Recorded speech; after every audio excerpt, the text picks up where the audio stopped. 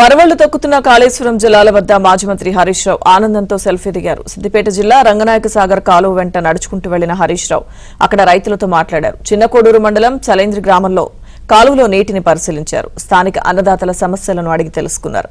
మెట్టుపల్లిలో sunflower పంటను పరిశీలించిన ఆయన మద్దతు ధర కల్పించాల్సిన బాధ్యత ప్రభుత్వానిదే అన్నారు. రైతుల కోసం నిరంతరం పోరాటం కొనసాగిస్తామన్నారు.